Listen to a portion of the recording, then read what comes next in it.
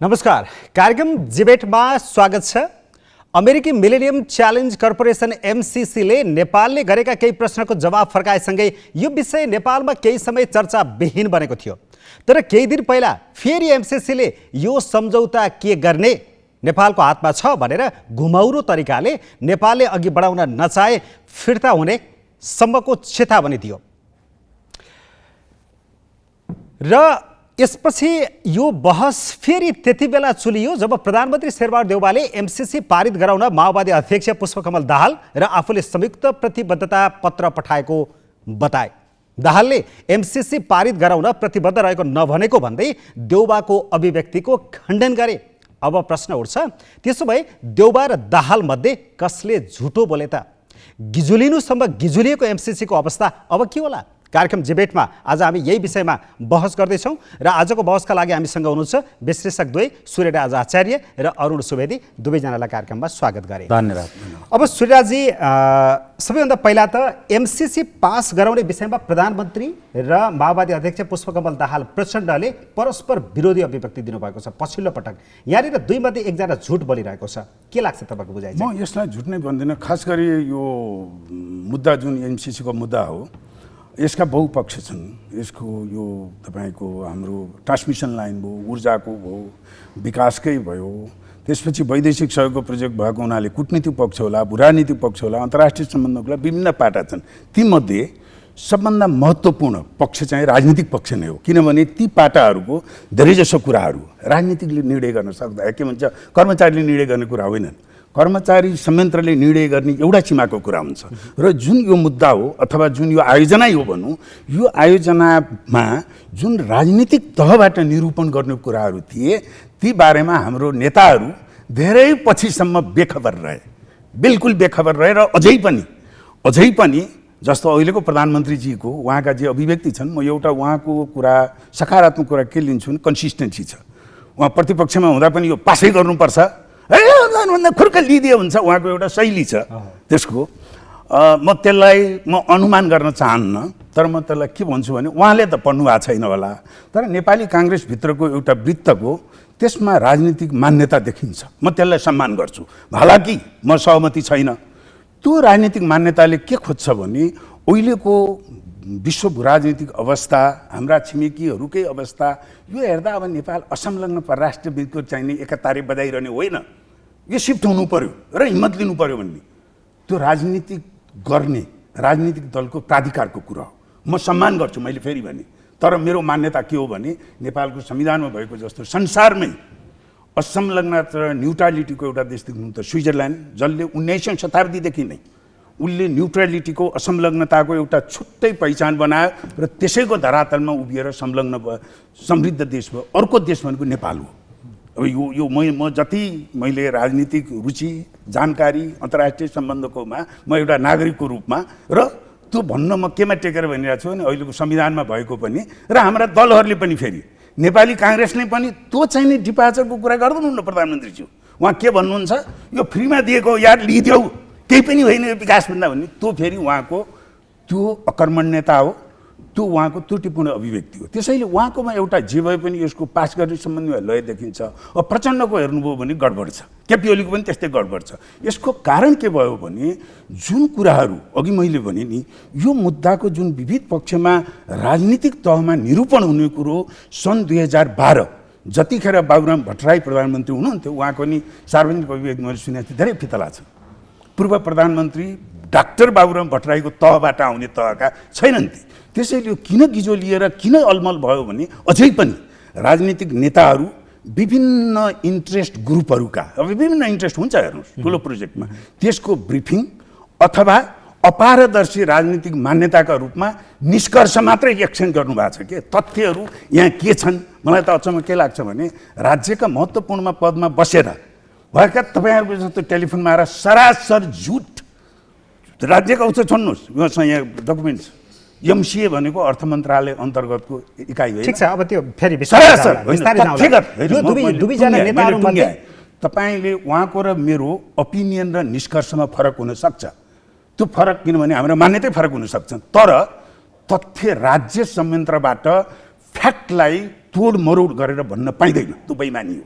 त्यो कुरा अहिले यसको पक्षपोषण गर्ने, एमसिसीको पक्षमा बोल्ने, खास गरी इन्डिभिजुअल सिटिजनले बोलेको म चासो दिन्न, राज्यका तहमा बसेर बोल्नेहरूको नितान्त बेइमानी छ, कपटपूर्ण यसको व्याख्या छ। त्यसले गर्दा राजनीतिक तहमा पनि यसले चाहिँ नि गोलमलो किचलो गिजलो जे भनौँ त्यो सिर्जना गरिदिएको छ। पोलिटिकल स्टेटमेन्ट दुवैजनाको हो यो होइन अहिले आएको चाहिँ, यसमा यो दुईजनाको फरक भनाइ किन आयो? होइन, यो फरक भनाइ आउनु नै थियो र आउँछ र अझै पनि आउँछ। खास गरिकन नेपाल जस्तो भूराजनीति, म त भूराजनीतिक एङ्गलबाटै बढी बोल्ने गर्छु। भूराजनीतिक परिस्थिति भएको देशमा अहिले चाहिँ नेपालको भित्रको सोसल क्यापिटल इस्टाब्लिस गर्नका लागि परस्पर विरोधी अन्तर्राष्ट्रिय शक्तिहरू प्रतिस्पर्धामा छन्। त्यो प्रतिस्पर्धामा भएको अवस्थामा के हामीहरूले लिने र के नलिने भन्ने हामीहरूले निर्धारण गर्ने हो। र फरेन पोलिसीमा जुन पहिलेदेखि हामीहरूले लिएर आयौँ त्यो फरेन पोलिसीले काम गर्दैन भनेर धेरै 2008देखि अनवरत रूपमा बोल्ने मान्छे म, तर टेलिभिजनहरूले पछि चाहिँ डाक्न थालेपछि अरूले ममाथि अलिअलि ध्यान दिन थालेको जस्तो लाग्छ मलाई। अस्ति उहाँले भन्नुभयो शेरबहादुरजीको कन्सिस्टेन्सी छ यसमा भनेर, मैले व्यक्तिगत रूपमा पनि 2-4 चोटि शेरबहादुरजीलाई यसै विषयलाई लिएर भेटेको छु र धेरै मान्छेहरूलाई यस विषयमा मेरो के हो उहाँहरूले चाहनुभयो मेरो सम्पर्क भएको छ। उहाँसित भेटेर कुरा गर्दाखेरि यसको बारेमा हरेक बुँदाहरूको जो सन्देहास्पद रूपमा विवादास्पद बनाइएका बुँदाहरू छन् तिनीहरूप्रतिको उहाँ अनभिज्ञ चाहिँ हुनुहुन्न। सबै बुँदा त मैले उहाँलाई हाजिर जवाब गरेर चाहिँ सोधिनँ, म इन्टरभ्यू लिन गएको पनि होइन। तर उहाँले जुन त्यस्ता बुँदाहरूको बारेमा उहाँ राम्ररी सूचित हुनुहुन्छ। र अस्ति उहाँले यो विदेश सम्बन्धको कुरा उहाँले गर्नुभयो। विदेश सम्बन्धमा एउटा महत्त्वपूर्ण कुरा उठाउनुभयो, नेपाल फर्स्ट भनेर। यो डिपार्चर, अब काङ्ग्रेसको म प्रवक्ता होइन, प्रवक्ता जानुन्, तर मैले एउटा फुटकर मान्छेको रूपमा बुझ्ने के हो भने अब नेपालको पहिलो स्वार्थलाई सम्बोधन गरेर मात्र विदेश नीति हामीहरूको तय हुन्छ। यसले इक्विडिस्टेन्स र फरेन पोलिसीको परम्परागत मान्यतालाई अब पुनरावलोकनको अध्यायमा लिएर जाने कुराको सूचित गर्यो। किनभने यो बिल्कुल अलग थियो। जो प्रदीप गेवाली विदेश मन्त्री हुँदाखेरि जे कुरो गर्नुभएको थियो त्यसको अलग फिलोसफी यसले लिएर आयो र मैले 2-4 ठाउँ बोल्ने गरेको छु। नेपालका 4-5 वटा नेपाल फर्स्ट हुने शर्तहरू छन्। पहिलो शर्त के छ भने फन्डामेन्टल ह्युमन राइट्स र डेमोक्रेटिक सिस्टम नेपाल फर्स्टमा यो हो है एउटा पहिलो। यसबाट कुनै अन्यथा किसिमको इन्ट्रेस्टमा नेपाल जान सक्दैन। मैले किन भनिरहेको छु भने यो एमसिसीलाई नै लिएर, यो एमसिसीको विरुद्धमा पोलिटिकल्ली म पोलिटिकल कुरा गर्छु। अब फुटकर, उहाँ पनि फुटकर मान्छे, म पनि फुटकर मान्छे।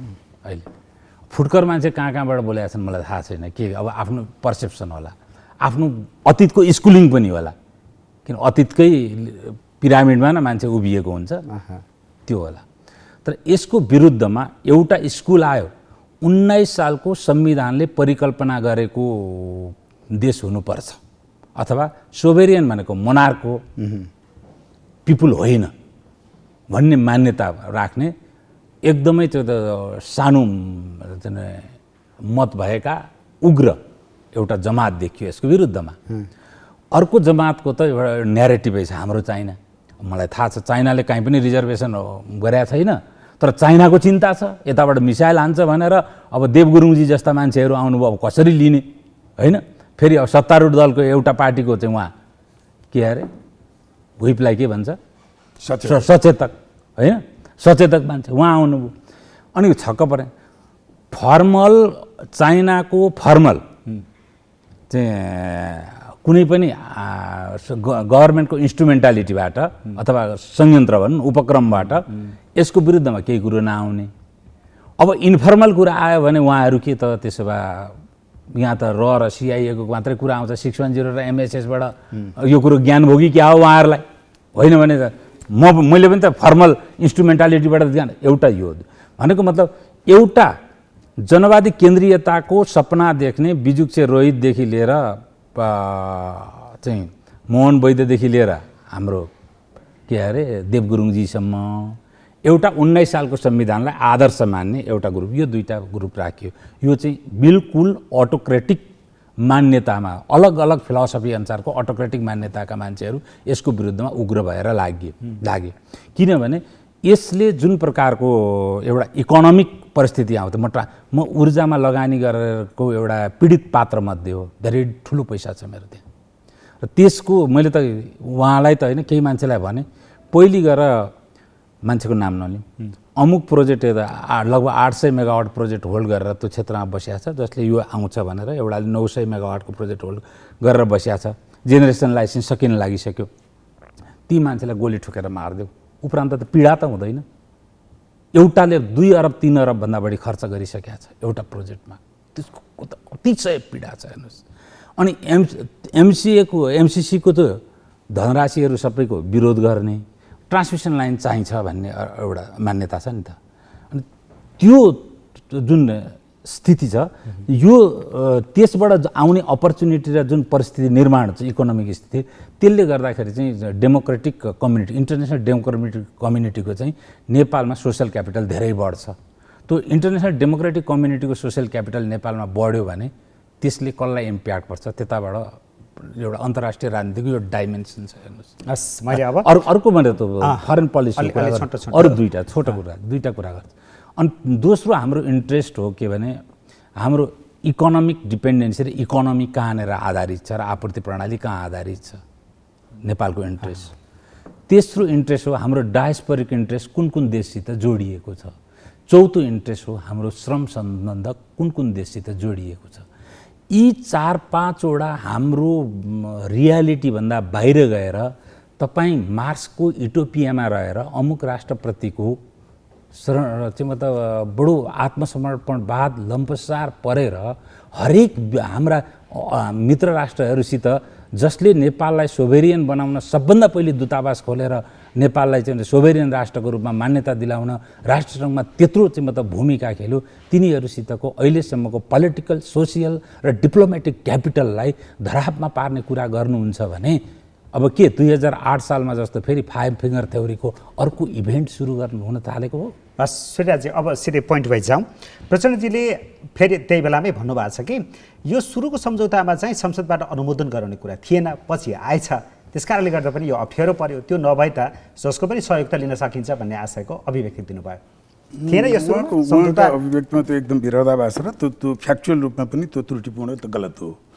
वास्तविकता के हो भने एमसिसी कम्प्याक्ट जुन ज्ञानेन्द्रबहादुर कार्कीले सही गर्नुभयो, त्यो कम्प्याक्टको टेम्प्लेट लगभग धेरै देशहरू जति एमसिसीले लिएको छन्, तपाईँ हेर्नुभयो भने धेर थोरै तलमाथि होलान्, ती लगभग एमसिसीले बनाएको टेम्प्लेटमा अनि नेगोसिएट गर्न जाने देशले कुन कुन बुँदा माथि छ भनेर हेरफेर भएको छन्। त्यस अर्थमा अब अहिले यो सार्वजनिक भइसकेको सूचना हो, सुरुकोमा संसदबाट पास गर्नुपर्ने भन्ने थियो। हाम्रो टोलीले यो संसदबाट पास गर्न त गाह्रो होला, हटाउँ भनेर 2 दिनको नेगोसिएसन 5 दिन भयो अरे, यो आएको छन् त्यहाँ संलग्न हुनेले भन्नुभएको छ र उहाँले हटाउनु भयो। तर त्यो सँगसँगै फेरि 7(1) मा कानुनमाथि भन्ने छ, दफा 7(1) मा। 7(2) मा चाहिँ के छ भने ल ठिक छ, अमेरिकी पक्षले के भन्यो भने 7(2) ले के भन्छ भने ठिक छ, यो संसदबाट पास गर्नुपर्ने नगर्नुपर्ने तिमीहरूको कुरा भयो, तर हामी के चाहन्छौँ भने अन्तर्राष्ट्रिय सन्धिको रूपमा, सम्झौताको रूपमा यसले मान्यता पाउनको लागि नेपालको कानुनी व्यवस्था व्यवधान छैन, अथवा कुनै नयाँ कानुनी व्यवस्था बनाउनु परेको छ भने पनि नेपाल सरकारले बनाउनु पर्यो र त्यसको प्रमाणीकरण कानुन मन्त्रालयले गरिदिनु पर्यो भने यही लेखेको छ। तपाईँ हेर्न सक्नुहुन्छ 7.2 मा। त्यो भएपछि त्यस प्रक्रियाले खोज्ने अर्को प्रक्रिया के हो त, यसको लाइन एजेन्सी त अर्थ मन्त्रालयले हो। त्यो नेगोसिएसन गरेर अर्थमन्त्रीले सही गरिसकेर आएपछि एउटा त्यहाँ के राखेको छ भने त्यसपछि कानुन मन्त्रालय लगायतको त्यो सुनिश्चितता भइसकेपछि अनि अर्थ सचिवले ल अब एमसिसी लागू भयो भनेपछि अनि यो कार्यान्वयनमा जान्छ। तर कार्यान्वयनभन्दा पहिला त्यो सिद्ध्याउनु पर्ने अर्थ मन्त्रालयको त्यसपछि स्वाभाविक दायित्व के भयो त, उसले ल यो कुरा भयो भनेर यो सम्झौता कानुन मन्त्रालयमा पठायो, जुन हाम्रो राज्य प्रणालीको त्यो एउटा एकदमै स्वाभाविक प्रक्रिया हो। अब त्यो कानुन मन्त्रालयको चिठी तपाईँले सामाजिक सञ्जालमा पनि त्यसको स्क्यान कपी छ। सचिव स्तरको निर्णयबाट के भन्यो भने कम्प्याक्टको 7.1 मा जुन हाम्रो डोमेस्टिक ल र यो कन्फ्लिक्ट भयो भने कम्प्याक्ट प्रिभेल हुने अथवा हाम्रो कानुनभन्दा माथि यो सम्झौता हुने जुन प्रावधान छ त्यसलाई प्रभावकारी बनाउनको लागि 2047 नेपाल सन्धि ऐन 2047 को सम्भवतः दफा 9 को उपदफा 1, 2 ती आकर्षित हुन्छ र त्यसको लागि संसदको सामान्य बहुमतबाट पास गर्नुपर्छ भन्यो। तपाईँ कानुन सचिव भए पनि उहाँ कानुन सचिव भए पनि म पनि गर्ने त्यही हो। त्यो पदीय दायित्व एकदम सही निर्णय कानुन मन्त्रालयले गरेको छ भएको यो हो। अब जहाँसम्म प्रचण्डजी 2 चोटि प्रधानमन्त्री भइसक्नु भएको भाचाल एकदमै जिम्मेवार नेता हुनुहुन्छ। म त्यसमा दुईटा आकलन गर्छु कि उहाँले पढ्नु भएको छैन कि बुझ्नु भएको छैन कि उहाँले पनि कपटी गर्न थाल्नुभयो। त्यो मर्यादित काम होइन, किनभने यसको समस्या आधारभूत समस्या हामी पोइन्ट जाउँ। म चाहिँ यहाँ दुईटै सम्झौता छ, तिनटै छ। एमसीसी एक्टको पनि यहाँ कपी छ र यो एमसीसीको आधारभूत फिलोसफी बुझ्ने हो भने नेपालको अहिलेको कानुन संवैधानिक व्यवस्था अनुसार हामीले छुनै नहुने हो। भइदियो के भने अघि नै मैले भने 2012 देखि नै यो चाहिँ मूलतः यसको 70-80% मुद्दा राजनीति प्रकृतिका छन्। राजनीति उच्च राजनीतिक तहबाट निरूपण गर्नेछन्। अघि अरुणजीले भन्नुभयो हो, उहाँको पीडा थाहा छ, यहाँका हाइड्रो पावरहरूको ट्रान्समिसन लाइनको पीडा थाहा छ। तपाईलाई टाइफाइड भएर चाहिँ हिँड्न सक्नु भएन अनि खुट्टा काट्दिने कि टाइफाइडको उपचार गर्ने? गर्नुहोस् न। ट्रान्समिसन लाइनको चाहिँ के यहाँ जेमा हाम्रो अव्यवस्था छन् सबै विदेशीले त्यसै सुम्पिने? उहाँहरूको पीडा भन्नुहोस्, उहाँलाई थाहा छ। 2 किलोमिटर ट्रान्समिसन लाइन बनाउनको लागि EIA को क्लियरेन्स गर्न कति वर्ष लाग्छ अहिले सोध्नुहोस् है उहाँलाई प्रश्न। यो सूचना उहाँ त्यसको पनि पीडित हो। त्यसमा त उहाँ र म एकै ठाउँमा छौँ। म त त्यसको पनि लबी गरिरहेको छु। 2 महिनामा EIA क्लियरेन्स हुने, 6 महिनाभित्र ल्यान्ड एक्विजिसन क्लियर गरिदिनु भन्नुहोस् त। EIA क्लियर गर्ने र जग्गा अधिग्रहण क्लियर गर्नमा जटिल बनाउने कसले हो? दाताले हो। यसमा पनि तिनै कुराहरू छन्। उहाँले पढ्नु भएको छैन। उहाँले सोसियल क्यापिटल भन्नुभयो। तपाईँको ट्रान्समिसन लाइन बनाउने समय नेपालले एनजिओ आइएनजिओ अङ्कुश लगाउने कानुन ल्याउन पाइँदैन भन्ने त्यो ट्रान्समिसन लाइनको निर्माणसँग केही सरोकार छ भन्नुहोस् त। त्यसैले यो कुरा किन घुसे भन्दा कर्मचारी तन्त्रबाट गयो नेताहरूले थाहै पाउनु भएन अन्तिमसम्म र प्रचण्ड जस्तो बाचाल जिम्मेवार नेताको पनि यो बिचरा अभिव्यक्ति आउनु पर्यो। मैले यही भनेर टुङ्ग्याएँ यो किन यो हामी यो गिन्जलमा फस्यौँ भने जुन गम्भीरताको साथ अघि उहाँले अरुणजीले भन्नुभएको एउटा कुरामा म सहमत छु। नेपाली काङ्ग्रेसले हो शेरबहादुर देउवा प्रधानमन्त्रीजीको अभिव्यक्तिमा पनि त्यो छनक देखिन्छ। उहाँले भन्नुभयो उहाँ नेपाली काङ्ग्रेससँगै सम्बन्ध भएको अनुभवी मित्र हुनुहुन्छ मेरो, म विश्वास गर्छु उहाँको लागि। त्यो हो भने अरुण सुवेदी र सूर्यराज आचार्यले निर्णय गर्ने होइन। हामीले छलफल गरेर महत्त्व छैन। नेपाली काङ्ग्रेसको विदेश विभाग छ नि, उहाँहरूले औपचारिक रूपमा नेपालले अब असंलग्न परराष्ट्र नीतिबाट डिपार्चर हुने भयो नेपाली काङ्ग्रेसको यो हो। जसरी राजतन्त्र ल्याउँदाखेरि गिरिजाप्रसाद कोइरालाको बस पहिला निर्णय गरेर अनि गणतन्त्र आएको नि, त्यस्तै गर्नु पर्यो। तपाईँ संविधानमा असंलग्न परराष्ट्र नीति भनेर संविधानमा लेख्नुहुन्छ अनि हामीले उहाँलाई अरुणजीलाई लागु गरेर अब यो डिपार्चर हुनुपर्छ भन्ने त अघि नै भन्नु हामी फुटकर मान्छे हौँ। त्यो वैधानिक हिसाबबाट एउटा संस्थागत एउटा पार्टीले निर्णय गर्नु पर्यो। त्यहाँनिर मैले कपटी काम भनेको त्यहाँनिर हो।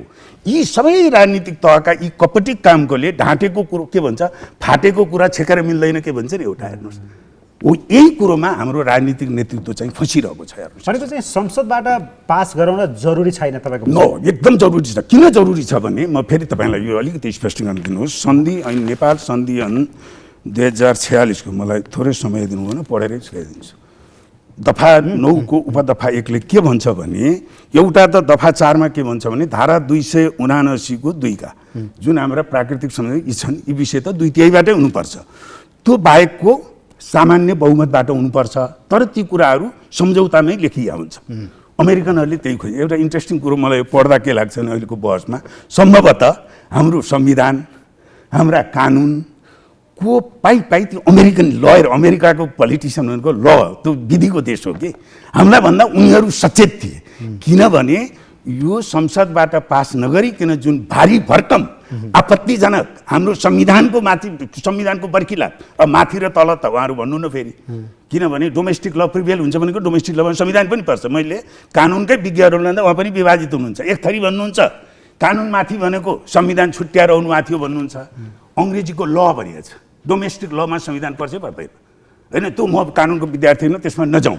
त्यसैले संसदबाट पास गर्न कतिखेर पर्दैन भने जसरी अहिलेको त्यहाँ नागडुङ्गाको टनेल जाइकाले दियो, सिन्धुलीको रोड जाइकाले बनाइदियो। यहाँका चाहिँ तपाईँको हुलाकी राजमार्ग हामी भारतको सहयोगबाट गरेका छौँ, चिनको सहयोगबाट गरेका छौँ, कोरियाको सहयोगबाट गरेका छौँ। त्यस्तै किसिमको वैदेशिक सहयोगका सम्झौता जसमा नेपालको कानुन अनुसार, अब एउटा मलाई थोरै 1 मिनट थप्न दिनुहोस्, सन्दर्भ आयो, मैले पछि भन्ने अहिले भने मलाई उदेक के लाग्छ भने राज्यका महत्त्वपूर्ण पदमा बसिसकेका उहाँहरू बराबर एउटा झुट के दोहोऱ्याउनु भएको छ भने अरू सम्झौतामा भन्दा पनि यहाँभन्दा माथि छन्। ए बाबा हो, माथि केमा छन् सुन्नुहोस्।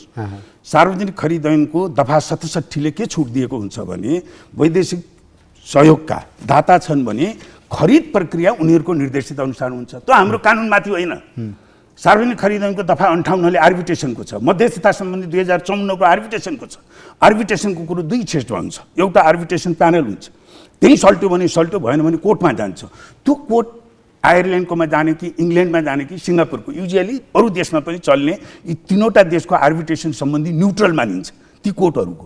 त्यो कुरा हाम्रो संविधान कानुन बाहिरका हुन्, कानुनभित्रकै हुन्। त्यसैले यो कुरा तपाईँको कार्यक्रम मार्फत महत्त्वपूर्ण आयो। के कुरा हामीले बुझ्न जरुरी छ भने यदि म गलत हुनु भने एजुकेट गर्नुहोस्, यहाँ सुनिरहनु भएको होला राज्य संयन्त्रभित्र उहाँ पनि छैन, इम्प्लिमेन्टेसन राम्रो अनुभव भएको छ। के हुन्छ भने म पनि थोरै 5 वर्ष त ब्युरोक्रेसीमा थिएँ, डोनरकै प्रोजेक्टमा काम गरिरहेको छु। के हुन्छ भने हेर्नुहोस्, हाम्रा जस्तो ठुल्ठुला प्रोजेक्ट नागडुङ्गाको भन्नुहोस् न, अरबौँको प्रोजेक्ट हो, त्यसको सही सम्भवतः सहसचिवले, महानिर्देशकले, सचिवले गर्छ। तर त्यो सही गर्नुभन्दा पहिला त्यो लाइन मिनिस्ट्रीले त्यसको उठान गर्छ, त्यसपछि अर्थ मन्त्रालयमा जान्छ, कानुन मन्त्रालयमा जान्छ।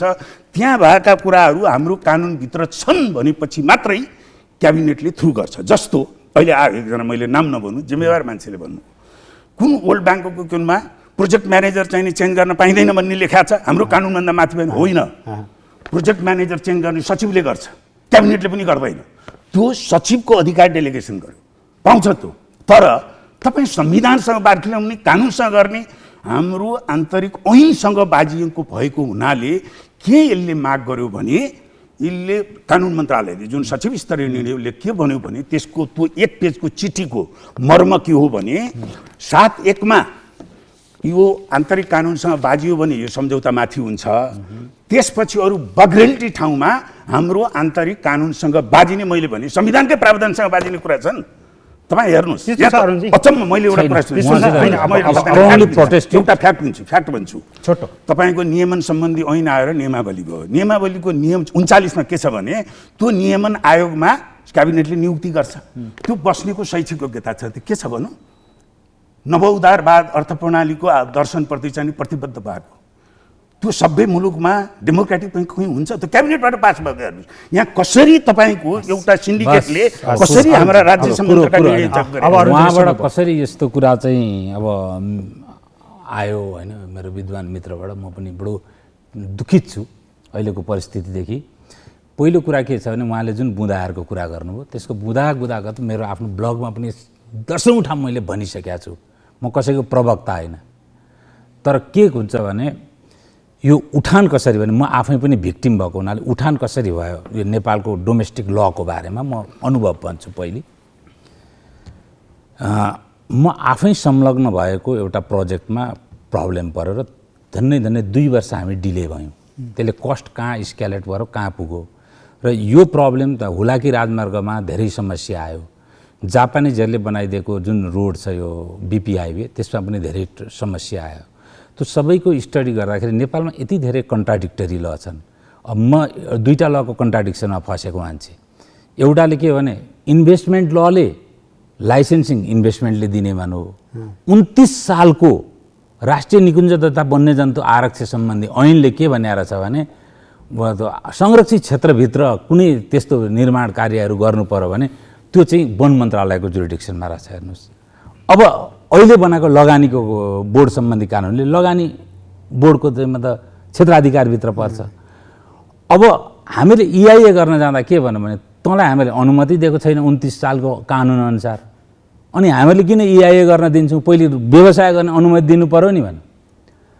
अब लगानी बोर्डले दिएको छ त यो के हो अनुमति भन्दाखेरि हाम्रो त लगानी बोर्डबाट सम्बन्धी ऐनले हामीलाई गभर्न गर्दैन, हामीलाई वन सम्बन्धी ऐनले गभर्न गर्छ। यसले के समस्या निर्माण गर्छ भने तपाईँलाई सिधा भन्छ, एउटा हरेक प्रोजेक्ट टाइम बाउन्ड हुन्छ। टाइम बाउन्ड प्रोजेक्टमा टाइमभित्र सकिएन भने कस्ट स्क्यालेट गर्छ। जस्तो भारत र नेपालको कुरा गरौँ, सजिलो बुझ्न सजिलो हुन्छ। भारतको यो भनौँ न, ल आज कति भयो 2021 को पार्लियामेन्टले नेपाललाई 1 अरब भारतीय रुपियाँको कुनै अमुक प्रोजेक्टका लागि सहायता दिने भयो। त्यो प्रोजेक्टको सबै नेपालको त लिगल र एडमिनिस्ट्रेटिभ कम्प्लायन्स त गर्नु पर्यो नि। त्यो कम्प्लायन्स गर्दा गर्दै 3 वर्ष 4 वर्ष लाग्छ। त 4 वर्ष पछाडि पनि त पार्लियामेन्टले त बजेट त पार्लियामेन्टमा पास गरे हुन्छ, दिने त उसले 1 अरब। त्यो 1 अरबको प्रोजेक्ट चाहिँ 9-10%ले बढेर त 1 अरब 30 करोड 35 करोड पुग्ने भयो। एमसीसीमा रिलेट गर्नुस् है। अनि एमसीसीमा त्यसकारण यस्ता हाम्रो लिगल र डोमेस्टिक लको कम्प्लायन्सले गर्दाखेरि समयमा कुनै प्रोजेक्ट हाम्रो नेपाल विदेशी सहायता कुनै पनि प्रोजेक्ट समयमा प्रोजेक्ट कम्प्लिट भएको भनेको हेर्नुहोस्, एउटा मुजफ्फरपुर ढल्केवर ट्रान्समिसन लाइन फेरि यतापट्टिको त्यो के अरे ऊ चाहिँ भएन, सब स्टेसन चाहिँ भएन। ट्रान्समिसन लाइन एउटा प्रोजेक्ट कम्प्लिट भएको छ। हेर्नुहोस् त्यो चाहिँ समयमा कसरी त मलाई चमत्कार लागेको छ। होइन भने विदेशी होस् कि स्वदेशी कुनै पनि सरकारी परियोजना र विदेशी परियोजनाका प्रोजेक्टहरू चाहिँ नेपालकै लिगल कम्प्लायन्स हुन नसकेर नै डिले हुन्छन्। सबभन्दा धेरै हेर्नुहोस्, सबभन्दा धेरै यो लिगल कम्प्लायन्सको कारणले डिले हुनलाई के गर्ने भन्दाखेरि एउटा स्पेसिफिक प्रोभिजन र टाइम बन्ड प्रोभिजनको लागि यो आएको 5 वर्ष पछाडि यो सकिने कुरा हो। हेर्नुहोस्, एक। दोस्रो कुरो, यसका कर्मचारीहरूलाई डिप्लोमेटिक इम्युनिटीको त्यसकारणले गर्दा यो संसदबाट पास गराउनु पर्ने पर्छ। मैले त के अब म अर्को कुरा पनि भन्छु। अस्ति अब के जानुभयो, फतिमा सुमारजी आउँदाखेरि म पनि ढाकिएको थिएँ। उहाँले यो कुराहरू त्यहाँ अब बाहिरै भएको चाहिँ भने डिक्लासिफाइड कुरो त गर्न मिल्यो नि त, होइन? कुरा हुँदाखेरि यसको बारेमा उठेपछि यो क्लच चाहिँ नहटाऊ भने मैले आफैले तपाईँले भन्नुभयो भने मैले सल्लाह दिएको, हटायो भने 15 वर्षमा तिम्रो यो प्रोजेक्ट कम्प्लिट हुँदैन। तिमी त 5 वर्षमा जान्छौ। अनि हाम्रो त्यो टावर र हेरेर बसिराख्ने, जग्गा हेरेर बसिराख्ने, 15 वर्षमा पनि कम्प्लिट हुँदैन। हुलाकी राजमार्गको जुन समस्या आयो त्यो समस्या तिमीहरूलाई पनि आउँछ। इन्डियनहरूले हुलाकी राजमार्गमा त्यसकारण संसदबाट पास गर्नुपर्छ। यो मात्रै होइन, हामीहरूलाई पनि पार्लियामेन्टले डेडिकेटेड ल बनाएर दियो भने नेपालका हरेक यस्ता मेगा प्रोजेक्टहरू स्टिपुलेटेड टाइममा पुरा हुन्छन्। हेर्नुहोस्, यति यो संविधानभन्दा माथि छ। संविधानभन्दा माथि त कहीँ पनि छैन, यो कुनै छैन। एक त 30 दिन कि 35 दिनको नोटिसमा युनिलेटरली चाहिँ म त नल एन्ड भोइड गर्न सकिने चिज संविधानभन्दा माथि हुन्छ। त्यो म योभन्दा महत्त्वपूर्ण यी कुरा म भन्दै भन्दैन। एक कोर कसैले मलाई गाली नै गरे पनि दिइरहेको छु, सुनिरहेको छु। सत्य जे होस् म अरू योभन्दा महत्त्वपूर्ण कुरा भन्छु। अघि आउनु पनि उहाँले नव उदारवादको कुरा हेर्नुहोस्। नेपाल सबभन्दा यो संविधानै गलत छ भनेर भएको मानेको मान्छे संविधान गलत छ भन्न पाइन्छ। हेर्नुहोस्, प्रस्तावनामा नै आफ्नो इतिहासप्रतिको गर्वलाई समेत, राष्ट्र निर्माणको प्रक्रियालाई समेत सम्बोधन नगरेर समाजवाद उन्मुख किन गरिरहेको रहेछ भन्ने कुरो त अहिले आयो नि। के अब हामी यीमा हेर्नुहोस्, 2टा उदाहरण दिन्छु। यत्रो अमेरिकालाई कोस्ने मान्छेहरूले कुनै दिन किम जोङ उनको बारेमा बोलेको सुन्नुभएको छ?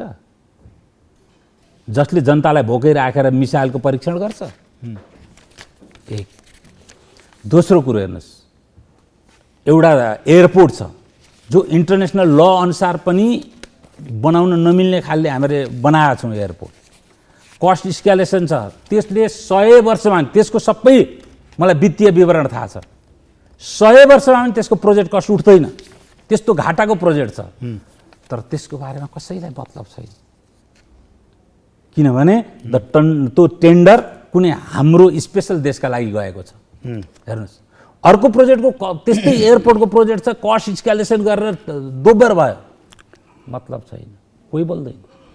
अर्को, अब त म नामै लिन बाध्य भएँ, उदाहरण दिनुपर्छ। 3टा जहाज नेपालले डोमेस्टिक प्रयोग गर्न भनेर नेपालको पैसा तिरेर हामीले लिएर आयौँ। आज ह्याङ्गरमा चुनिया छन्। त्यो फोर्स सेल थियो। हेर्नुहोस्, यत्रो पैसाको अपचलन भएको छ, कोही बोल्दैन। होइन, कोही चाहिँ कताको हुँदाखेरि केही नबोल्ने, कोही चाहिँ अमेरिका र भारतको भन्दा बित्तिकै एमसीसीको कुरा अरू अरू देशसित यस्तो भएको प्रश्न कुरा पनि उठ्यो तर नि त। यो छैन। यो प्रश्न के छ भन्नुहुन्छ भने कसैलाई अमेरिका र भारत एकैछिन भन्दा जे पनि ठिक, कसैलाई अरू निलेशजी, देश म भन्दा एउटा पनि कुरो जे भन्छु, पनि एउटा कुरो जब यो कुरो नव उदारवाद र समाजवाद उन्मुखको कन्फ्लिक्टलाई अगाडि लिएर आएर यो प्रोजेक्टसित रिलेट गरियो नि, अब गम्भीर कुरा के हो भन्नुहुन्छ भने अब कित्ता क्लियर गर्ने। नेपाल समाजवाद उन्मुख हो भने नेपाली काङ्ग्रेसले हात उठाएर आत्मसमर्पण गरिदियोस्, एकदलीय जनवादमा जान्छ नेपाल, सक्यो। अदरवाइज यसरी चल्दैन। यो गम्भीर कुरा हो।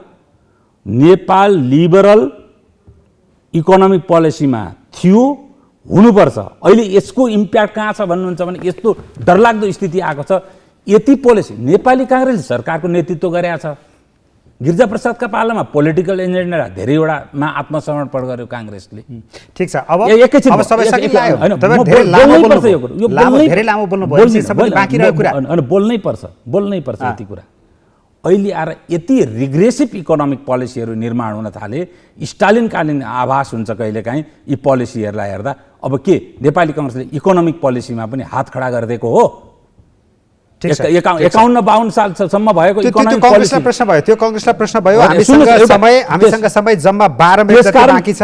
12 मिनेट बाँकी छ, धेरै लामो नबोलिदिनु होला। यसको विरुद्धमा जनवादी केन्द्रीयताको स्कुल अफ थट भएका र अटोक्रेटिक स्कुल अफ थट भएका मानिसहरूले नितान्त सोसल नेपालमा डेमोक्रेटिक कम्युनिटी, इन्टरनेसनल डेमोक्रेटिक कम्युनिटीको सोसियल क्यापिटललाई समाप्त पारेर त्यो दिशामा नेपाललाई ड्र्याग गर्नका लागि, पोलिटिकल्ली प्रयोग गर्नका लागि बालको खाल निकाल्ने काम बाहेक केही पनि तपाईले शङ्का गरेका मान्छेहरू सबै एउटै भोइसमा हुनुहुन्छ। एमसीसी पास गराउनेमा मुख्य दलका मुख्य नेताहरू भित्रभित्र सहमत हुनुहुन्छ, बाहिर मात्र बोल्न नसक्नु भएको हो। जनमत विभाजित छ, चुनावमा प्रभाव पर्छ कि भनेर उहाँहरूले बोल्न नसक्नु भएको। तपाईँले दूर दराजको शङ्का गर्नुभयो।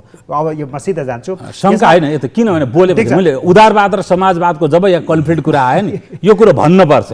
जीवनभर डेमोक्रेटिक राइटको लागि पसिना बगाएको मान्छे हो। अब जाउँ त तपाईहरू, अब समय धेरै छैन, सर्टकटमा बोल्दैन। जियोलोजिकल स्ट्राटेजीको कुरा पनि यहाँ जोडियो के, यसमा ठोकिएको छ। अब त्यो धेरै पोइन्टहरू त कुरा गर्नुभयो अघिको बुदाहरू, यसमा यो भू राजनीतिको ठुलो प्रभाव पर्यो हो यसमा? यो बिल्कुलै थोरै मलाई उहाँको टिप्पणी गर्दैन, तर थोरै है, छोटो छोटो। यो के हो भने अघि नै उहाँले भन्नुभयो हामी जस्तोले फुटकर कुरा गर्ने हो, होइन। अब नव उदारवादको एउटा एकाडेमिक अथवा बौद्धिकतामा भन्नु हो भने नव उदारवादका जुन प्रवर्तक थिए उनीहरूले नै यो डिफेन्ड गर्न छोडिसकेका विषय हो यो। र नव उदारवाद अहिले युरोपमा भन्नुहोस्, अमेरिका भन्नुहोस्, विश्व अर्थ राजनीतिमै इट्स अ प्रोब्लमेटिक। र कोही पनि नव उदारवादको पक्ष पोषण गरेर कुनै पनि एउटा इकोनोमिक्सको प्राध्यापक बोल्न चाहँदैन अहिले। तर उहाँ चाहिँ यो त एकदम गजब भयो, होइन। यो कुरा यो के आउनु पर्यो भने नि, एकदम सही कुरा भन्नु, यो कुरा उहाँले चिच्याएर हुँदैन।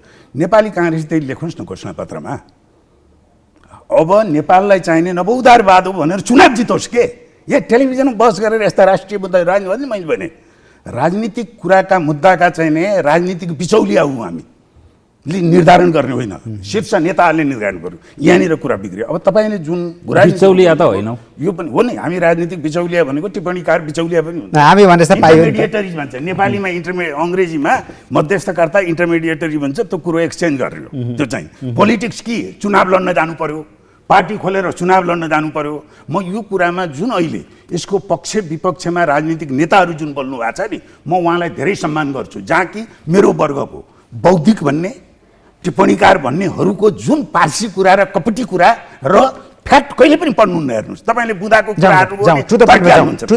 राजनीतिको कुरा, अमेरिका र भारतलाई रोक्नका लागि पनि चीनले यहाँनिर ठुलो पहल गरिरहेको छ, प्रयास गरिरहेको छ। सम्भवतः यो छलफलमा एउटा सबभन्दा हाम्रो नेपालको सरकार चुकेको के हो भने परराष्ट्रका हाम्रा संयन्त्रहरू धेरै ढिलो गरी यसको सुरुवातदेखि यो अर्थ मन्त्रालयले मात्रै यसलाई कसरी हेरियो भने अर्थ मन्त्रालयको फरेन डेट डिभिजनले नितान्त यो चाहिँ विकास मात्रै भनेर हेरियो। र त्यो हुँदाखेरि अब अहिले जुन तपाईँले प्रश्न सोध्नुभयो नि, भूराजनीतिको यसको जबरजस्त डाइमेन्सन छ। तर त्यो डाइमेन्सनलाई सुरुदेखि हामीले केलाउन छोडिदियौँ। अहिले आएर गिजोलिएको अवस्थामा फेरि त्यो त अप्ठ्यारो कुरो हो त्यसको। त्यसैले सम्भवतः 2012मा यो सुरु हुँदाखेरिको भूराजनीतिक अवस्था त्यतिखेर ओबामाको एसिया पिभोट सुरुमा, अब अमेरिकाले एसियालाई चाहिँ छोड्नु हुँदैन। पहिला पूर्वी एसिया मात्रै थियो, कोरिया, तपाईँको जापान, फिलिपिन्स, त्यहाँ त सेना नै छ। अब सम्पूर्ण एसिया भनेको साउथ एसिया लगायत त्यसमा हेर्नुपर्छ भन्ने 2011मा हिलरी क्लिन्टनको एउटा स्पिच छ, त्यहाँबाट त्यसपछि बराक ओबामाकै उसमा आयो। अब त्यो बढ्दै बढ्दै अहिले केमा आयो त भन्दा इन्डो पेसिफिक स्ट्रेटेजीमा यो आयो। र एमसिसीकै बारेमा पनि दुईजना उच्च अधिकारीले भन्नुभयो, तपाईँको इन्डो अमेरिकाको इन्डो पेसिफिक स्ट्रेटेजीमा हाम्रो प्रदीप गेवालीजी र पम्पियोको फोटो, हात मिलाएको फोटो देख्नुभयो होला। अब प्रदीप गेवालीजी चाहिँ भएको विदेश मन्त्रीमा सबभन्दा ह्यान्डसम हुनुहुन्छ, यही ह्यान्डसम फोटो राखौ भनेर पेसिफिक स्ट्र्याटेजीको बारेमा त कहीँ पनि लेखेको छैन नि। के को इन्डो पेसिफिक स्ट्र्याटेजी अन्तर्गत पर्छ भनेर यो सम्झौतामा लेख्ने भन्नुभयो। यही हामी डिप्लोमेटिक सम्झौतामा जे भनेका त्यही बिट्विन द लाइन हुँदैन भनेर बुझ्ने हो, त्यति सोझो नहो। यो हो होइन, यो इन्डो पेसिफिक यो मात्र होइन। अनि अर्को कुरा के छ भने नि, यहाँ खास गरी अघि अरुणजीले भन्नुभएको एउटा कुरामा म सहमति के छु। यसमा के छ, रणनीति के छ? चीनले यस्तो असर गरेको छ अथवा चीनको प्रभाव छ या आफ्नो बिआरआई अगाडि बढ्न नसकेको हुनाले गर्दाखेरि एमसिसी पनि रोक्नुपर्छ भन्ने जस्तो छ? साना साना घटनाक्रममा पनि अहिले चीन र अमेरिकाको जुन द्वन्द्व हो, चीन र भारतको जुन द्वन्द्व छ, पक्कै उनीहरूको र्याडर स्क्रिनमा छ। तर हामीले उहाँले भन्नुभएको कुरामा म के सहमति छु भने, हामीले भारतलाई खुसी बनाउने कि भारतको विरोधी, चीनलाई खुसी बनाउने कि चीनको विरोधी, अमेरिकालाई खुसी बनाउने कि अमेरिका विरोधी भन्ने होइन। हामीले अहिले यो 6-8 वर्ष अथवा गएको 3 वर्षमा भन्नुहोस् न, विश्व भू राजनीतिमा आएको परिवर्तन जुन हलचल छ त्यसलाई राखेर हाम्रो रिक्यालिब्रेट गर्नु पर्यो। हामी कहाँ छौँ, कतिपय कुरामा के हुन्छ भने टाइम लिने कुरो हुन्छ। तपाईँले कार्यक्रमको सुरुमै सुन्नुभएको थियो, म राज्य संयन्त्रमा आउने मैले अमेरिकनलाई के भन्छु भने hold in for 5 years. 5 year पछि लिन पनि सक्नुला त्यो, किनभने हेर्नुहोस् 2 वर्षपछि अमेरिका र चीनको रिलेसन के हुन्छ, अमेरिका र भारतको रिलेसन के हुन्छ, भारत र चीनको रिलेसन के हुन्छ, कुनै पनि तैले दिनका लागि हातमा मात्र लिएर बस्ला के पनि बजाइदिनुहुन्छ। नेपाली एक्सपर्टले त त्यस्ता सहयोगहरू जहिले भन्नु तैले दिनका लागि तयार होला। जिम्मेवार त्यसका अध्येताहरूले तपाईलाई सुन्नुभयो भने 1 वर्षपछि के हुन्छ भने भन्न नसकिने त्यति फ्लुइड अवस्थामा छ। त्यसैले भन्छ नि, हुलचालमा जिउ जोगाउनु, अनिकालमा बिउ जोगाउनु। नेपाल अहिले त्यो अवस्थामा छौँ र मैले तपाईँको प्रश्नको सठिक जवाब, एमसिसीमा भू राजनीतिक डाइमेन्सन जबरजस्त डाइमेन्सन छ र त्यो डाइमेन्सनलाई व्यवस्थापन गर्न सक्ने हाम्रो राज्य संयन्त्र, हाम्रा पोलिटिसियन, हाम्रो मिडिया, हाम्रा एक्सपर्ट, हाम्रा टिप्पणीकार छैनौँ।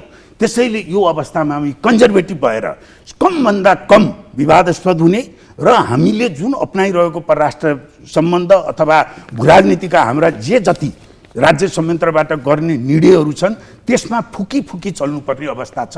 तर यसमा हाम्रो अत्युत्तम लेभलको लापरवाही सरकारको देखिएको छ। अरुणजी, अब यहाँनिर यो मैले अघि पनि बिचमा दोहोऱ्याएँ, मुख्य दलका मुख्य नेताहरू यसमा सकारात्मक जस्तै देखिनुहुन्छ। बाहिर उहाँहरूले भन्न, अभिव्यक्ति दिन र यसलाई मसक्क आँटेर पास गर्न सकिरहनु भएको छैन। यो गठबन्धनको सरकार छ, कतै यही विषयलाई लिएर राजनीतिक सिनेरियोमा पनि परिवर्तन आउने सम्भावना हुन्छ? फेरि कङ्ग्रेस र एमालेको कतै गठबन्धन त बन्दैन? अब तपाईँले देशभित्र फर्काउनु मलाई तपाईँले यसमा जुन अघि भने फन्डामेन्टल्ली फिलोसफिकल एउटा समस्या छ। पहिले सबैले कमिटमेन्ट गरेको, यसमा बाबुरामजीको कमिटमेन्ट छ, प्रचण्डजीको कमिटमेन्ट छ, शेरबहादुरजीको त कमिटमेन्ट जहिले पनि कन्स्ट्यान्ट छ, ओलीजीको कमिटमेन्ट छ। यसका बावजुद भएन पनि उहाँहरू 4 जना नेताभन्दा यति ठुलो शक्ति चाहिँ यहाँ यसलाई गिजोल्न लाग्यो, त्यसले गर्दाखेरि गिजोलिने अवस्था निर्माण त्यो भने अभियसली चाइना हो। हेर्नुहोस्, त्यो अब लुकाएर लुक्दैन। कसरी गिजोल्यो? अब यहाँ अहिले अवस्था देखिराख्नु भएको छ। त्यसका अब अहिले आएर अलि व्याख्या गरिदिनुहोस् न।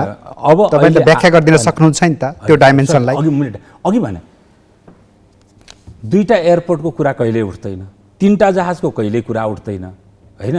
तपाईँलाई त्यहीँ ढल्केबरदेखि मुजफ्फरपुरको लाइन चाहिँ स्टिपुलेटेड टाइममा कम्प्लिट हुने, यताको सब स्टेसनको कसको ठेक्का पाएर छ त्यो चाहिँ कम्प्लिट किन भएन, कहिल्यै कुरो उठ्दैन। हेर्नुहोस्, र कुन प्रोजेक्टमा कुन कम्पनीले टेन्डर लिएको छ र त्यसमा स्केलेसन कति खाएको छ, कहिल्यै कुरो उठ्दैन होइन।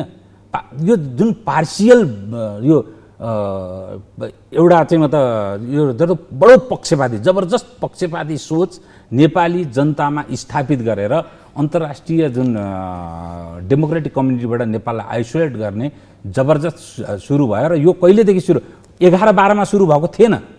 जब कम्युनिस्ट पार्टी होइन, चिनिया नेसनल कङ्ग्रेसले संविधानलाई एमेन्ड गरेर 2 टेन्युअरभन्दा बढी राष्ट्रपति हुन पाउने परिस्थिति जब चाइनामा निर्माण भयो र चीन चाहिँ जबरजस्त रूपमा संसारमा आर्थिक रूपले मात्रै आफूलाई विस्तारकारी होइन कि कूटनीतिक र राजनीतिक तहमा पनि अन्तर्राष्ट्रिय स्थितिमा जुन पोलराइजेसन छ त्यो पोलराइजेसनमा हस्तक्षेपकारी भूमिकामा जब 15, 16, 17 अगाडि आयो त्यस पछाडि नेपालमा यो कुरो गिजो लिन थालेको हो। ओके, अब देशभित्र आउनुहोस्। देशभित्रमा यसमा के छ भने अब शेरबहादुरजीले खुट्टा टेकेर अब नेपालले परम्परागत शैलीमा बाँच्न चाहिँ मतलब विदेश नीतिमा हामीहरू सक्दैनौँ। नेपाल फर्स्टको विदेश नीति भनेको यो हो र नेपाली कङ्ग्रेसले जसरी आवधिक रूपमा आफूलाई विदेश नीति र आर्थिक नीतिमा परिवर्तन गर्दै आएको छ र पोलिटिकल एजेन्डामा परिवर्तन गर्दै आएको छ, बीपीको पोलिटिकल एजेन्डाबाट त आफू परिवर्तन गरेर डेभिएट भयो भने अब यो फरेन पोलिसीको पनि परम्परागत डक्ट्रिनबाट हामी परिवर्तन गरेर नेपाल फर्स्टको डक्ट्रिनमा जान्छौँ। त्यो भनेको मैले अघि भनेको 4वटा सिद्धान्तमा आधारित हाम्रो नेपाल फर्स्टको डक्ट्रिन हो भनेर उहाँ अगाडि बढ्नुभयो भने सम्भवतः त्यसले प्रचण्डजी अहिले जुन कुरो गरिराख्नु भएको छ, प्रचण्डजीको यही कुरो निरन्तर रह्यो भने नेपालको मैले पहिले पनि भनेको छु उहाँलाई 2टा कुरा, संविधानका धेरै कुरामा विवादास्पद होला तर पोलिटिकल प्रोसेस त छ नि संविधानको आफ्नै। संविधान र राजनीति दुइटैले निर्विकल्पताको औकात कमरेड प्रचण्डलाई दिएको छैन।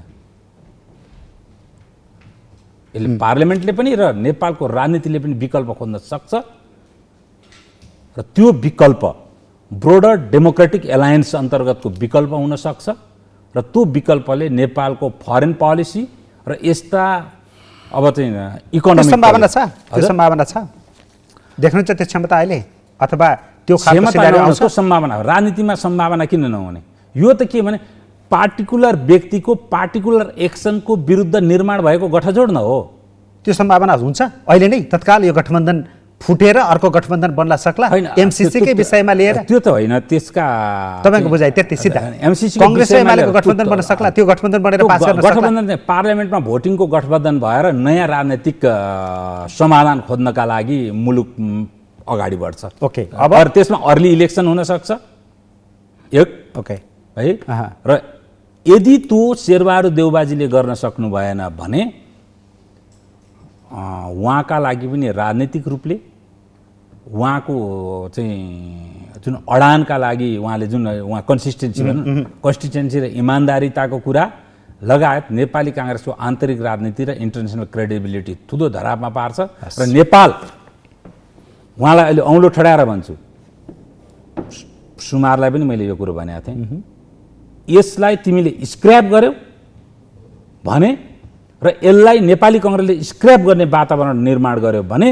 Nepal will fall in the hand of red Taliban. अब अन्त्यमा it is not a small issue.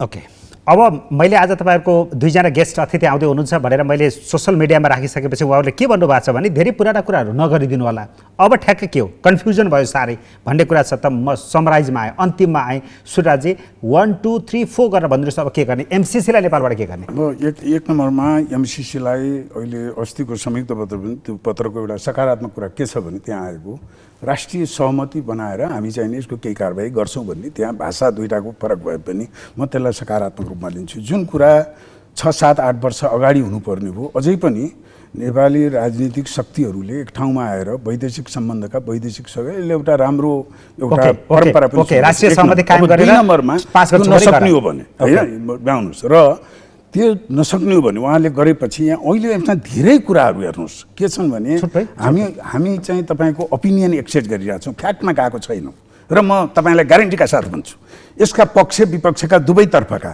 धेरै कुरा अझ अघि नै मैले भने सरकारमा रहेकाहरूले ढाँट कुरा गर्नुहुन्छ, पढ्नुहुन्न, यसका फ्याक्टहरू बोल्नु यसको हाम्रो नेपालमै पनि। अब ठिक छ, उहाँले ढाँट्नुभयो। तपाईँ सूर्यराजी एउटा विद्वान सूर्यराजीको भनाइ के हो, एमसीसी के गर्ने सिधा आवश्यक? एमसीसी के गर्ने भने सक्नुहुन्छ भने राष्ट्रिय सहमति गर्नुहोस् र निष्कर्षमा निकाल्नुहोस्, सक्नुहुन्न दोस्रो अप्सन इन्डिपेन्डेन्ट विज्ञहरू आवश्यक पर्यो भने विदेशबाट ल्याउनुहोस्। के विदेशका प्राध्यापकहरू सर्टेन टेक्निकल कुरामा उनीहरू पनि इन्डिपेन्डेन्ट हुन्छन्, तर त्यो पर्दैन। देशभित्रै अझै छन् आम जनताले, अब उहाँले त मैले त पक्ष लिएको छौँ, अझै पक्ष नलिएको आम जनताले एउटा भरोसाका साथ हेर्ने विज्ञहरू प्राज्ञहरू छन्, यिनले जसरी श्रीलङ्काले गर्यो त्यो चाहिँ एमसिसीलाई पोजिसन सोध्ने त्यस्ता उटपट्याङ मूर्ख कामभन्दा नेपाल सरकारले एउटा स्वतन्त्र विज्ञहरूको कार्यदल बनाओस्, त्यसले यसका लाइन कुरा गरोस्, उहाँलाई र मलाई राखेर पनि ब्रिफिङ लियोस्, त्यसपछि राजनीतिक दलहरूलाई सुझाव दियोस्, त्यो सुझाव त्यसले आएर राष्ट्रिय सहमति पास हुन्छ भने पास गरौँ, होइन? त्यहाँ त हामीसँगै चाहिँ यो पनि भएन, यो दुईटै कुरा भएन भने के गरौँ भने दुईटै कुरा भएन भने अघि उहाँले जुन भन्नुभयो नि, अब यो चाहिँ नि नेपाली काङ्ग्रेसले डिपार्चर लिनुपर्छ भन्ने उहाँले प्रचण्डको हैसियतको कुरा गर्नुभयो। छोटो संसदमा 1/4 भन्दा कम प्रतिनिधि भएको शेरबहादुर देउबाजीको यो जसरी नै पास गर्छु भन्ने हैसियत राष्ट्रिय सहमति नै आवश्यक। त्यसको लागि सुन्नुहोस्, त्यसको लागि उहाँहरूको घोषणापत्रमा अब हामीले उहाँले भन्नुभएको जस्तै नवउदारवाद पनि हाम्रो अर्थ राजनीति नवउदारवाद हो र हामी अब जाने पनि असंलग्न परराष्ट्रविधि मतलब छैन भनेर नेपाली काङ्ग्रेसको घोषणापत्रमा त्यसबाट चुनाव लडेर जितेर सिधा टु द पोइन्ट। के पोइन्ट के भने तुरुन्त अब आउने सेसनबाट यो पास भएन भने यो वापस जान्छ, नेपालले ठुलो लस हुन्छ र जसले यो अवस्था निर्माण गरे ती मान्छेहरूलाई त मैले पहिले नै भनेको थियो, यो केपी ओलीजी प्रधानमन्त्री हुँदाखेरि मलाई सोधियो के गर्नु पर्ला भने, केही गर्नु पर्दैन, कम्पेट राख्नुहोस्, यसको विरुद्धमा जो मान्छे बोलेका छन् तिनीहरूले कुन ठाउँमा के बोले भनेर इनसेटमा राख्नुहोस्, लाइभ टेलिभिजन डिबेटमा कम्पेटमा देखाउनलाई चुनौती दिनुहोस्। त्यति गरिदिनु भएपछि यो सारा यो झिल्केगिरी र राष्ट्रवाद त्यहीँ फिक्स हुन्छ। तर त्यो गर्नु भएन भने यो गिजुलिँदै जान्छ भनेर दिएको थियो, त्यो गर्नु भएन। अब धेरै स्थिति भइसक्यो। मैले त पहिले पनि एउटा टेलिभिजनमा भनेको थिएँ, अब 2-3 महिनाभित्रमा पास गऱ्यौँ भने यो वापस जान्छ र जसले वापस गरे अरुण थडको जस्तै यिनीहरू चाहिँ यो परिस्थिति निर्माण गर्ने मान्छेहरूलाई चाहिँ नेपालको इकोनोमिक डेभलपमेन्टको हिसाबले, फिजिकल डेभलपमेन्टको हिसाबले यो चाहिँ एउटा ठुलो to act against economy is to act against state, so these are the people to be trial under treason भनेर मैले धेरै ठाउँ भनेको छु अङ्ग्रेजीमा। राष्ट्रद्रोहको अभियोग लगाउनु पर्ने हो। तर अब सरकारै यस्तो चाहिँ अब त निमछरा भए होइन, सरकारले निमछरा भएर भए, निमछराहरूले गर्न सकेनन्, हेर्नुहोस्, गरेनन् भने यो चाहिँ राष्ट्रद्रोह र यो महापाप हो नेपाली जनतामाथि। र यो खारेज भयो केही गरी गयो भने नेपालको विकास आफ्नो खुट्टामा उभिएर नेपालको विकास गर्ने नयाँ ढोका खुल्छ बल्ल। यसको सकारात्मक हेर्नुहोस्, म त विकास गरेको मान्छे, म लाइब्रेरीबाट निक्लेको मान्छे होइन, म जमिनबाट उब्जेको मान्छे। It is all fix. उहाँको विकास व्यापार हो, त्यसमा उहाँको स्वार्थको द्वन्द्व अघि नै भन्नुभयो, मैले कुरा उठाइन। लगानीकर्ता हो उहाँ, राष्ट्रलाई कमजोर बनाएर लगानीको मुनाफा खोज्न पाइँदैन। समय सक्यो। अब तपाईँको बेइमानी आफ्नो कुराहरू राख्नु भएको छ। आजको म कर तिर्ने चाहिँ बेइमान यस्तो हुन्छ दुनियाँमा। जुन देशमा हेर्नुहोस् किसानलाई व्यवस्था गर्ने, लगानीकर्तालाई अपमान गर्ने देश दुर्घटना नपरेर लगानीकर्ताले आफ्नो लगानी सुरक्षित गर्न राष्ट्रिय हितलाई असुरक्षित गर्न पाइँदैन। त्यहाँ बहस गर्नु नआउनुहोस् पोइन्टमा। किन उहाँ पोइन्टमा बहस गर्न उत्रिनु भयो? आजको लागि तपाईँलाई धेरै धन्यवाद। अब यो विषयमा फेरि एमसिसी यो प्रकरण फेरि अगाडि बढ्यो, यो प्रकरण फेरि अगाडि बढ्यो भने म तपाईँहरू दुवैजनालाई फेरि पोइन्टमा राखेर बहस गराउनेछु। आजको